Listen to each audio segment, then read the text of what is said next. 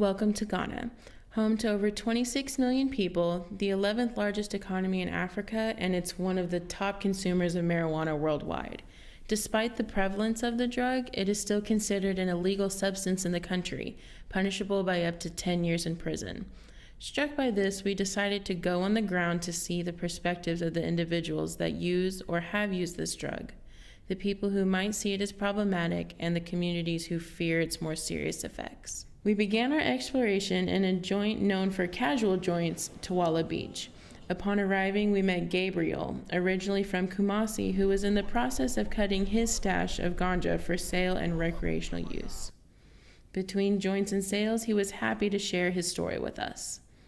They used to advise you to stay away from nicotine. My grandmother is serious ganja smoker. When you wake up in the morning, you have to take it small like this and be chewing it. My father was a pusher. My father was a ganja seller. Yeah. So a reseller, yeah. So actually, as I was growing up, my profession is auto mechanic and I don't have job now. So I decided to start this one for the meantime. If even I can raise some small money and buy some small machines and start my own job. Yeah, actually, my father didn't teach me how to smoke weed. But I just find myself inside weed smokers, and whenever I smoke ganja, the way it uses me and my reaction, I like it. Both spiritual and physical. My belief and my feeling inside me and how I get to ganja, I know it's part of my culture. You can share with your brother, and sharing is caring. But if you choose to smoke other drug, that one is up to you. After talking with Gabriel, it seemed like smoking marijuana really isn't that big of a deal. It's actually a social activity that fosters brotherhood. However, we knew this couldn't be the only perspective on the matter. In our research, we discovered REMAR, a Christian facility and one of the few drug rehabilitation resources in Ghana. Here we met up with Isaac, an employee at the organization's headquarters in Accra. When I was in secondary school, at a very tender age, I learned how to smoke cigarettes. I started smoking cigarettes. But in the year 1979, during the uprising, cigarettes fell short in the market. So a friend introduced me to marijuana. And this is how I got involved in smoking marijuana. So come on, everywhere you go, you get it. Lawyers smoke it, judges smoke it, doctors smoke it.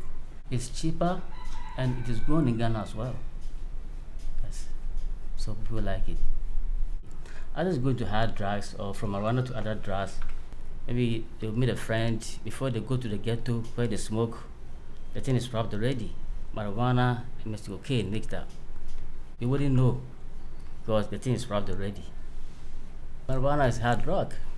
It's hard. It's like the other drugs, you see. And mostly people start with marijuana before they graduate, as they normally say, to other drugs like heroin, cocaine, and others. Though Isaac gave us a perspective of a former marijuana addict, what interested us the most about his interview was how common it was for addicts to start harder drugs unknowingly. With this in mind, we wanted to see how easy it was to get harder drugs in Accra. Before that, though,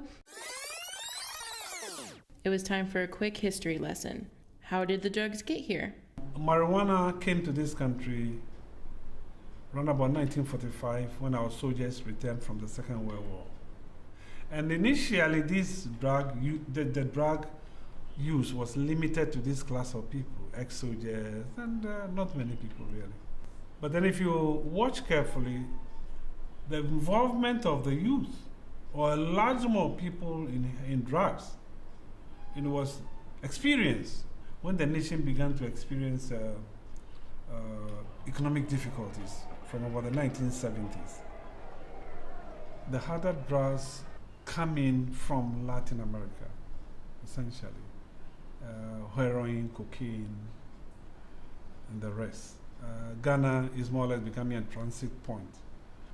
But essentially, because of weak infrastructure, monitoring infrastructure, many people from Latin America find it easy, to pass through here, and then they carry on their the drugs into Europe, into America. Sometimes the little that remains here is consumed, and over time, people are becoming addicted and are using it. Indeed, there are people in Accra, even my own children can tell you, if you go to Accra, this point and this point, you can find cocaine to buy. So we went there. Relying on a news article we found online about popular selling points, we found ourselves in Newtown, an area known for dealers and addicts who sell and buy in broad daylight. Once there, we were told that we could get our fill for the harder stuff at the Shell filling station. What we didn't know at the time was that this street was home to 2 Shell filling stations. One modern and functional, the other closed down and repurposed. As might be expected, our investigation led us to the latter, where addicts were known to bake in the shade. We were greeted by a man that preferred to remain anonymous, but was eager to bring us to the area under the trees where he and his brother Ebenezer sat talking. Neither of the men agreed to be recorded, but off camera had no problems answering our questions. We learned that while there were still a few individuals in the area that dealt with major drug trafficking, most of this activity had moved to other neighborhoods. Apparently, the only drug that remained prevalent was the ganja herb. Ebenezer was quick to mention that they weren't pushed out by the police or law enforcement, but rather the people. From smoking ganja as a sign of brotherhood to battling with addiction, drug habits are influenced by society as much as they influence society. The principle of out of sight, out of mind appears to be problematic when dealing with hard drugs. The situation is changing. People are looking for money, desperately looking for money. But then the system does not allow people to acquire money through the legal channels. So people will be compelled to go through the other channels and make their money. All of a sudden you see a young boy who has not worked half of his life, driving a very flashy car. Where did you get this car from?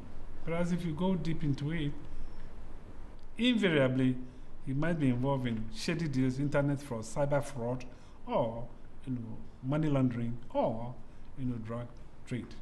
The society is not questioning the basis of people's wealth. If the person is rich, he's rich. Where he got his money from or her money from is none of anybody's business. Having spent time with Gabriel and others, it is hard to deny the moderate consumption of cannabis as a social, recreational, and perhaps even enjoyable habit. The problem lies not in the use of marijuana itself, but in its combination with drugs like heroin or cocaine. But how do you solve a problem that's not considered a problem? Hard drugs are happening under the eyes of a few and under the radar of many, which comes at a cost for those who are dragged into addiction. With the police force too overworked and understaffed to respond to our request for an official statement, and a government busy preparing for another election, the solution might be as simple as accepting the problem as a problem. In Newtown, where people push the pushers out of their community, there is now resistance against abuse. If proven successful in the long run, it may set a precedent for how people can implement solutions to their own issues. And wouldn't that be dope? How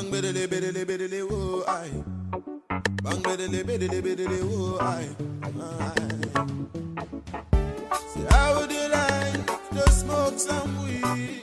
Yeah. How would you like to smoke some weed? Just so that doesn't Congrats, happen you made again. it. Like half a second. Shut up. Oh.